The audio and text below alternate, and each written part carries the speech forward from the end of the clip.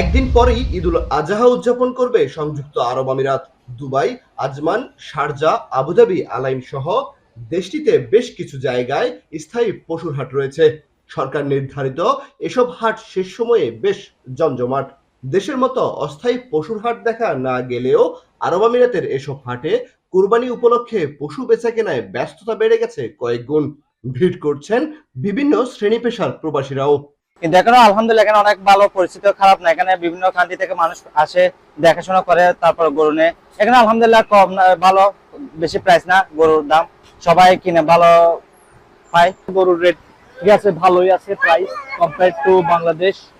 সব দিকে দেখলে এটাই সেমই, তবে আলহামদুলিল্লাহ আমরা এখানে প্রবাস জীবনে যখন আসি, আজকে 10-12 বছর ধরে হিসাবে আমরা এখানেই এখানে বড় হয়েছি, তো আমাদের জন্য আসলে এটাই, এই অ্যাটমসফিয়ারটাই বেটার। আরব আমিরাতের বাজারে বেশিরভাগ পশুই আমদানি করা। সোমালিয়া, মিশর, তুরস্ক, অস্ট্রেলিয়া, সৌদি আরব ও ইয়েমেন সহ বিশ্বের নানা দেশ থেকে এসেছে এসব পশু। স্থানীয়ভাবে উৎপাদিত পশুর চাহিদা বাজারে থাকলেও ঈদে আমদানিকৃত পশুর সংখ্যাই বেশি। গরু, ছাগল, ভেড়া আর উট বিক্রি হচ্ছে ভিন্ন ভিন্ন দামে।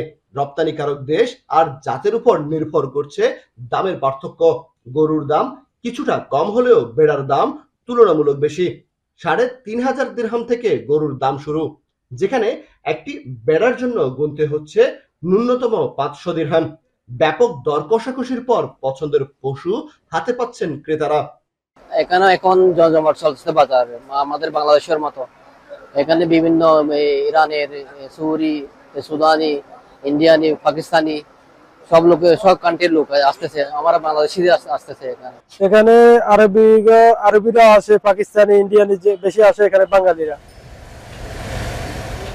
শেষ সময়ে পছন্দের পশু বাছাই করতে এসব হাটে ছুটছেন অনেকেই।